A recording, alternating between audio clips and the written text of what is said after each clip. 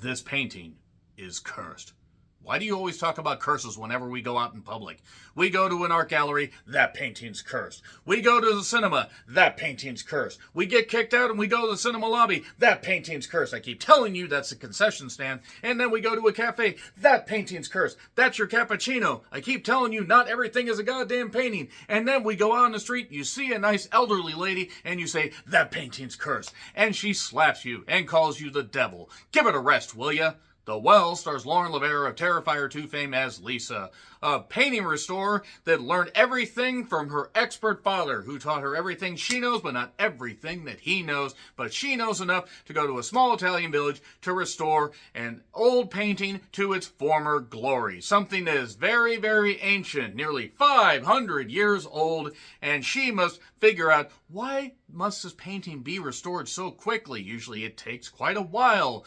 But the hostess, or the duchess, whatever you want to call her, she is bound and determined to make sure that this thing is put up to auction pretty quickly. So you need to get started. Let's get it started. Let's get it started in here. Let's restore the painting, get the feeling, and oh my God, there's someone stealing the lifeblood from some people that we don't really fucking care about. Yeah, let's get it started. Let's get stupid. And man, boy, is the Well stupid. Yeah, I'm not even gonna try to hide my feelings on this particular movie. It tries to emulate gothic horror, and Lauren Lavera, no doubt, is a captivating presence on camera. She was the best part of Terrifier 2 and is a beautiful woman, and she tries here. It tries to emulate gothic horror from the 60s and 70s in the sense that it has a gothic setting, including the villa that really looks like, quite frankly, it needs about several paint jobs.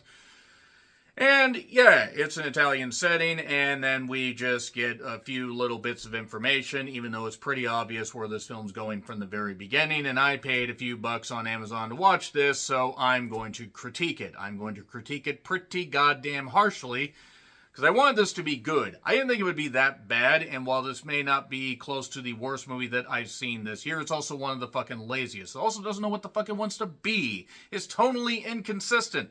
Saying it back in 1993, you have a chance to play with some stuff. You don't have as much technology, even though there was technology in 1993, especially in these small Italian villages, just like the ones we've seen before. Bonjour, bonjour, bonjour. I know, it's not Italy, whatever. So, yeah, Lisa gets to work on this painting. It becomes obvious there's a curse behind it. And there you go. Oh, yes, and there's also 4 people that helped do the music for this, according to the credits. And the Duchess has a daughter. The writer-director put his daughter in this. And me oh my, down on the Italian nepotism bayou. Yeah, you thought Sofia Coppola was in over her head in Godfather Part 3. I'm not saying that the girl didn't try, but Jesus Christ, the writing in this was not very good.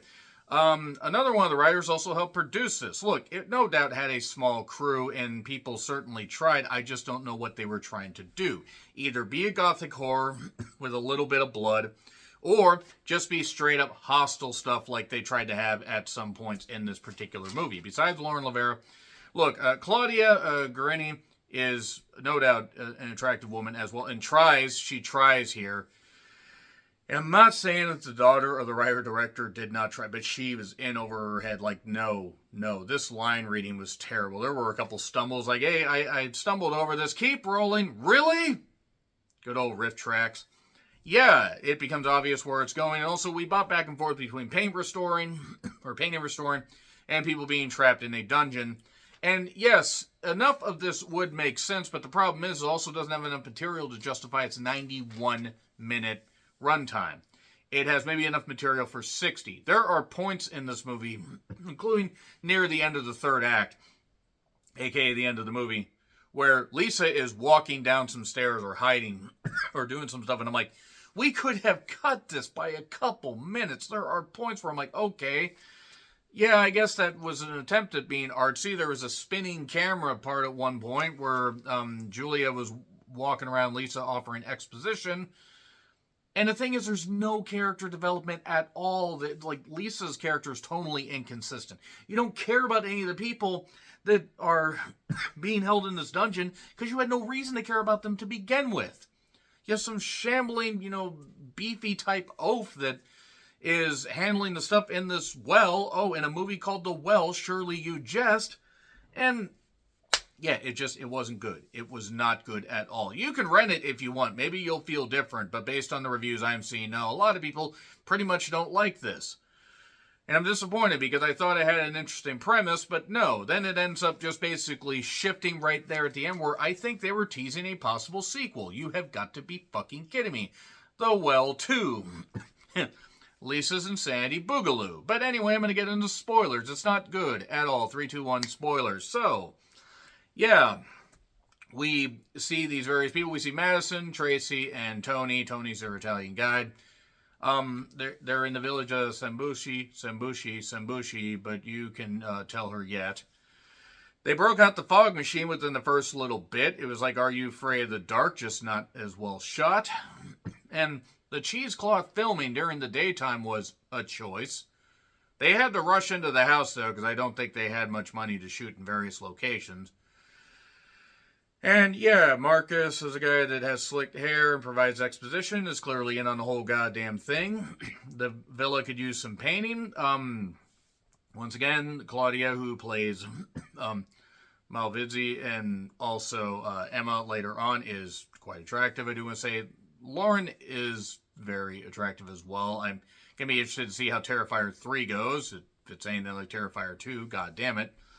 Yeah, get through this in 2 weeks. So yes, then Julia provides more exposition that this painting's cursed, and if you restore it, you're going to be trapped just like everybody else. So the 3 people that I mentioned earlier, Madison, Tracy, and Tony, get taken by somebody while out camping. They end up in a dungeon. Okay, there's this well. They occasionally get sacrificed to what is in this well, which is a creature. Tony is just yelling at this big, beefy, bumbling guy, and eventually ends up getting hacked up and killed. See, this is what I meant by the tonal inconsistencies. Because you have the theme of gothic horror, and you can have some body horror. I don't mind that. But then there were long torture scenes, which, I'm sorry, I don't care about the guy doing the torturing. I don't care about the people being tortured. Why is this being shown? It's not horrifying. It's not, oh, I feel so bad for this guy being clearly a subservient jackass to this whole thing. No, it's just really, really stupid. And then Emma, I'm just going to call her Emma because it's easier. She says that her daughter doesn't really say all that much, had to take her out of school. Tony is dead. He's thrown down the goddamn well. And the painting at one point bites through her goddamn glove, Lisa's glove, because why wouldn't a painting do that? And yeah, basically, if she restores a painting, more curses and more power and everything keeps going. There's a weird bald fuck actor thing that kind of looks like one of the Borgs. Coming in, the jump scare noises are ass. Terrible usage of them. The spinning around while Julia's trying to do this and everything. No, that's not artsy. It's not even nauseating. It's just like, really? That's what she says this painting's cursed. This is putrid. This writing is putrid. I'm sorry. I don't know if it would play better in Italy. Maybe if it should have been straight in Italian. It might have actually played out a little bit better. It couldn't have played out any worse. But you had various Italian actors trying to mostly do English accents, which did not work. And I'm not even saying that they're bad actors. I mean, except I don't think the daughter is cut out for this shit. Madison ends up chopped up because she is yelling at the beefy guy. After Tony did that and he got killed, yeah, let's yell at the beefy guy again. And then we see Madison toss down the goddamn well. Or maybe it's Trey. I think it's Madison, I think. I don't care. Nothing against these people. I don't care. Yeah, we see Madison Tracy torn apart. I believe it's Madison. Torn apart in the well, which, okay, there's this weird spoopy creature that obviously has ties to the painting. Julia basically is just not happy at all because she is being held against her will in the body of a little girl, despite the fact that her mother has basically made a deal with this entity in the painting. You restore it, the curse is restored for another 500 years. Because I guess the painting gradually gets covered up over time, and that needs to be restored. Here's my question, though. If the painting is restored again for another 500 years, and this is 1993, who's to say the world's going to be around another 500 goddamn years? It's fine. Nothing ever happens here, Marcus says. Nothing interesting ever happens here is what he should have said. But yeah, Lisa's having more nightmares, not sure she should stay and restore this painting. Tracy shows up, pushing Tony all dismembered, says, "Help us." And yeah, then we get blood. Lisa starts to crack up. I don't care about any of this stuff. None of it matters. Obviously, Vizzy, aka Emma, is the witch, and Julia tells her this painting was done in 1493. There's Goran, this demon, I guess. That's the weird bald creature. I will say that they did a really good job on the makeup effects of that particular person, unless they didn't, and then I kind of feel bad. But they're perfect for horror. So Julia basically shows Lisa the basement, and this is where everything, not that everything was necessarily moving that fast to begin with, but this just ground to a halt.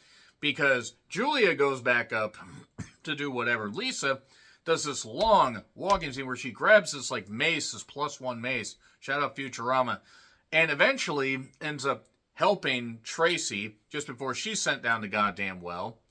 She bashes the beefy guy over his goddamn head, rescues Tracy. Tracy steps on a nail. The beefy guy sacrifices himself to the demon and just crawls out of the goddamn well. Oh, you're not going to sacrifice 3 people to me? Well, I guess we're just going to have to take care of this.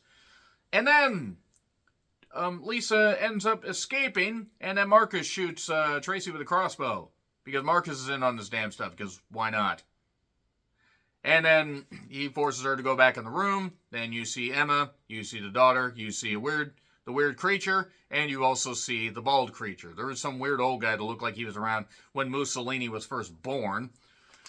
But yeah, the idea is restore this painting before this room turns red. The red right hand, boom, boom. But she doesn't restore it in time, and everybody suddenly fades away. Why couldn't you have just restored the painting yourself? Do you need to commission somebody else to sacrifice? Whatever, it's fine. It's fine. And Julia tries to stop Lisa from getting hit with an arrow because of the crossbow. But then Lisa's just there on the ground in pain, but not dying, despite the fact she got gut shot with a goddamn arrow. And then everybody just fades away. Everybody fades away. Marcus fades away because he's part of the curse. And there you go. It's like the Dorian Gray painting. I would have rather looked at that and fade away rather than continue to watch The Well. And Julia finally dies, but then Lisa confronts the bald creature thing. But then she restores more of the painting, and there's this scripture piece that apparently they used to seal the demon, Goran, whatever, originally. And she reads it. Apparently she could just read perfect Italian right there. You can just read it. You just read it. It's fine. It's fine. In fact, she said she didn't understand Italian earlier.